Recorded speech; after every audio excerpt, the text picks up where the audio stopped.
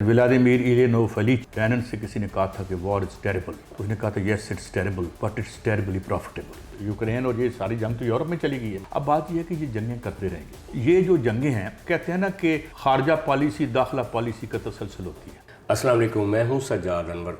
गुफ्तगू के हमारे आज के इस सेशन में हमारे साथ मुल्क के रिनाउंड जर्नलिस्ट और एक रेवोल्यूशनरी पर्सपेक्टिव वाले जनाब सईद काजी साहब मौजूद हैं। सईद काजी साहब, ये जो दुनिया में इस वक्त नई जंगों का एक नक्शा बनाया जा रहा है, अमेरिका वेनेजुएला पे, क्यूबा पे चढ़ाई करने का सोच रहा है। उसने ट्रंप ने अपने जनरल्स को बुलाया और एक तरफ वो अपनी फ़ौज की डाउन साइजिंग भी कर रहा है, एक तरफ वो नोबल इनाम पीस के लिए भी बात कर रहा है, दूसरी तरफ क्यूबा और वेनेजुएला उसके निशाने पे हैं। गज़ा में जिस तरह से ये पीस अकॉर्ड करवाया गया है, इसके बावजूद नेतन्याहू का जो एक्सपेंशनिज़म है वो रुकने का नाम नहीं ले रहा। फिर आप देखें कि यूक्रेन की जंग, जिसको ट्रंप ने आते ही कहा था कि मैं रुकवा दूंगा, वो अब ज़्यादा पेचीदा हो गई है। यूरोप जो है वो ज़ेलेंस्की के पीछे खड़ा हो गया है। तो पाकिस्तान और इंडिया का जो सीज़ फायर करवाया गया था, अब दोबारा से दोनों मुल्क एक दूसरे को धमकियाँ लगा रहे हैं। कहा यह जा रहा है कि आने वाला वक्त किसी बड़ी आलमी जंग की तरफ बढ़ रहा है। आप कैसे देख रहे हैं इस सारे नक्शे को? पहली बात तो ये है कि व्लादिमीर इलिनोव कैनन से किसी ने कहा था कि वॉर इज़ टेरेबल, तो उसने कहा था yes it's terrible but it's terribly profitable. एक बहुत बड़ा मालियाती मफाद इससे वाबस्ता है और एक नज़रिया है अमेरिका का वॉर कैपिटलिज्म कि जी जब वार होती है, एक्सपेंशन होती है। मिसाल वो देते हैं सेकंड वर्ल्ड वॉर के बाद जो मार्शल प्लान हुआ था और उसके बाद ज़ाहिर एक्सपेंशन हुई और सरमायादारी निज़ाम की जो लंबी तरीन बूम थी वो 1940 से लेकर 73 तक आई, फिर 2008 उसके बाद चले। एक तो उसके साथ बहुत बड़ा एक माली मफाद, वार कॉम्प्लेक्स है, 4 या 5 कंपनियां हैं वो है। अच्छा, एक तो उसकी ये वजह है। दूसरी वजह जो वार की है वो ये है, अगर हम मोदी की बात करें, मोदी वार ना बेचे तो क्या बेचे? जो 80 करोड़ लोगों को रोटी नहीं दे सकता, उसे खैरात देनी पड़ती है, तो क्या बेचेगा? हिंदुस्ता, पाकिस्तान में टेररिज्म होता है, एंज है, और क्या करेगा? जब आपके पास किसी को देने, आवाम को देने के लिए कुछ नहीं है और आपके निज़ाम इतना बांझ हो चुका है कि वो सिर्फ 5, 10, 1000, 2000, 3000, 4000 बंदे का निज़ाम रह गया है जी। और वहाँ अनटोल्ड वेल्थ और नीचे जो है अनटोल्ड मिजरी है। तारीख़ इंसानी में इस वक्त जो मार्क्स ने प्रिडिक्ट की थी ये बात बहुत पहले, उसने कहा था कि ग्लोबलाइज हो जाएगा जब सरमाया, तो 2-3 बातें होंगी। वो बड़ी दिलचस्प है। एक बात तो ये है कि दौलत का इतना इज्तिमा चंद हाथों में इंसानियत ने कभी नहीं देखा होगा और इतनी गुर्बत नीचे कभी नहीं देखी होगी। दूसरी उसने बात की थी कि जो रूलिंग क्लास की जो लड़ाइयाँ दीवार के पीछे होती हैं, वो चौक में गंदे कपड़े जो है वो धोएंगे। और आप देख रहे हैं रूलिंग क्लास आपस में लड़ भी रही है और दोस्त भी है। तो ये जो जंगें हैं ये कहते हैं ना कि खारजा पॉलिसी दाखिला पॉलिसी का तसलसल होती है। मिसाल के तौर पर जंग ख़त्म हो जाए, हिंदुत्वता ख़त्म हो जाए, या आप ये समझें कि अगर वार ख़त्म होती है, दुनिया में वार ख़त्म हो जाए, तो सबसे पहले 5 कंपनियां अमेरिका की बंद होंगी। जितने थिंक टैंक हैं जो हमें वार के फ़ज़ाइल और असौफ़ अमीदा बताते हैं वो सारे बंद हो जाएंगे। इवन चीन ने इतना बड़ा जो वॉर इंडस्ट्री अब डेवलप कर ली है। नहीं, वो तो अमेरिका बहादुर ने ये सब मुल्कों को बता दिया है कि अगर आपके पास एटम बम नहीं होगा तो हम आपको ज़िंदा नहीं रहने देंगे। बेसिकली हम तो नहीं एटम बम के हक़ में, लेकिन जब ये धमाका हो रहा था तो हम कह रहे थे करो अब। अगर 2010 की जंग इंडिया ने चढ़ दौड़ना था। तो आप समझते हैं कि चाइना की जो वॉर इंडस्ट्री है वो रिएक्शन में बनाई गई है, प्रोटेक्शन के लिए बनाई गई। उसकी वजह है कि देखें, मैं आपको एक बात बताऊं, आप मुझे ये बताएं कि अगर जब मैं फ्लैट में रहता हूँ, नीचे मुझे शवारमे की दुकान लगानी पड़े ना, तो मुझे हाथ में पिस्तौल रखना पड़ता है। ये कब्ज़े पे चलती है ये सारी दुनिया।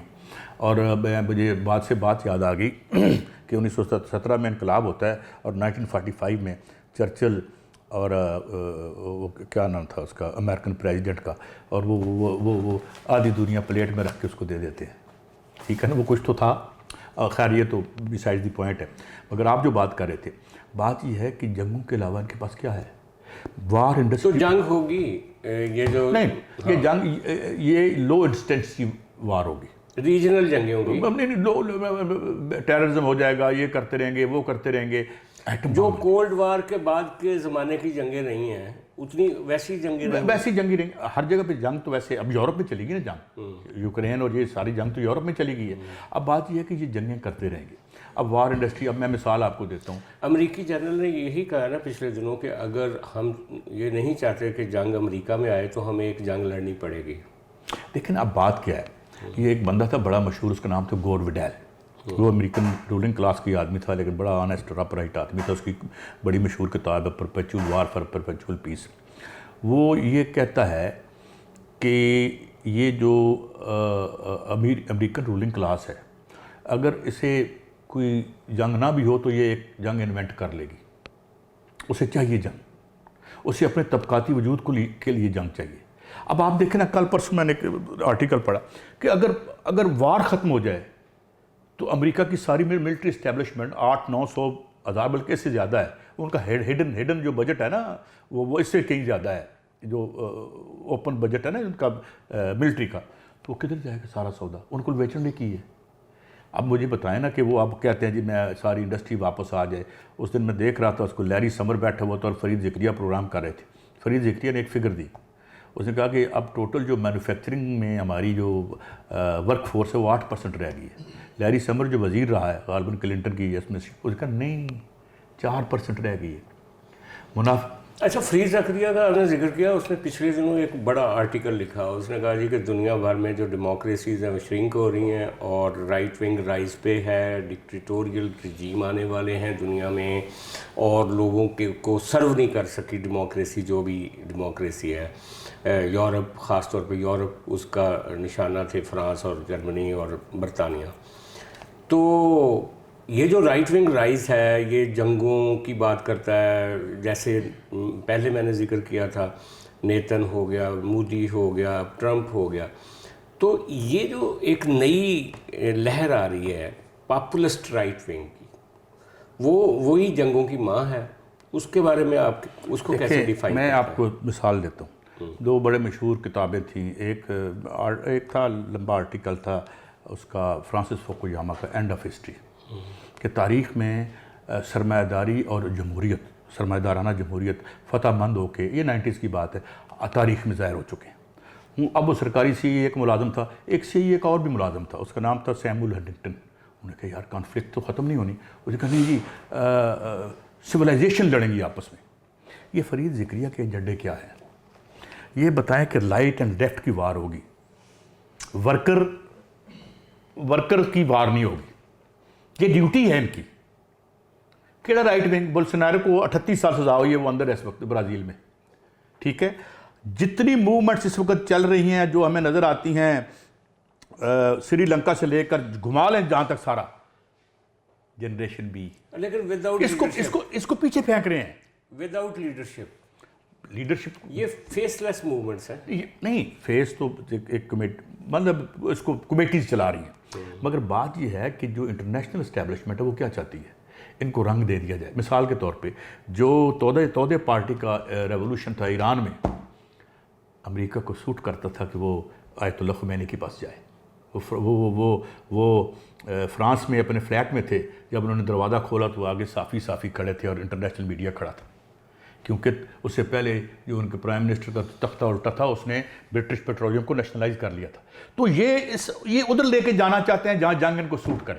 اچھا, لیکن آخری سوال ہے وہ یہ ہے کہ ٹرمپ جو ہے وہ جب آیا تھا تو اس کا بڑا پرومس یہ تھا کہ میں دنیا کی جنگوں کو روکوں گا اور امریکہ کو جنگوں سے باہر نکالوں گا. پھر اس نے یہ بھی کہا کہ جو امریکہ کے اتحادی ہیں وہ سب سے زیادہ امریکہ کے لیے خطرہ ہیں, اور اس نے اب ٹیرف بھی لگا دیے انڈیا سمیت سارے ان لوگوں پہ دن, اور وہ کوشش کر رہا ہے کہ لوگ اس کو نامینیٹ کریں فار پیس ایوارڈ. لیکن اس کی پہلی شکست ہوئی کہ جب اس نے زیلنسکی کو بلا کے اس کی بےزتی کی, اور روس کے ساتھ جو اس کی ڈیل ہوئی تھی کہ جناب پیوٹن کو اس نے کہا تھا کہ آپ شام سے نکل جاؤ تو میں زیلنسکی کو فارغ کر دوں گا, تو آپ یوکرین سنبھالیں, مجھے یہ معاملہ جو گلف میں کرنے دیں, اسرائیل نیتن یاہو جو کرنا چاہتا ہے. وہ اس کی ڈیل فیل ہو گئی. انڈیا اور پاکستان میں بھی اس نے جو رول پلے کیا لگتا ہے وہ بھی ایک طرح سے انڈیا نے اون ہی نہیں کیا اس کو. اور اسی طرح جو باقی جگہ پہ وہ ایک طرف وہ پیس لانے کی کوشش کر رہا ہے, دوسری طرف یہ جو جرنیلوں سے بھی خطاب کر رہے ہیں کہ ایک جنگ ہمیں لڑنی پڑے گی. یہ جو کنفلکٹ ہے یہ کیا ہے؟ نہیں یہ دیکھیں اس کی لپ سروس کو چھوڑ دیں آپ, جنگوں کے باہر یہ زندہ ہی نہیں رہ سکتے. ان کی ریلیونس کیا ہے؟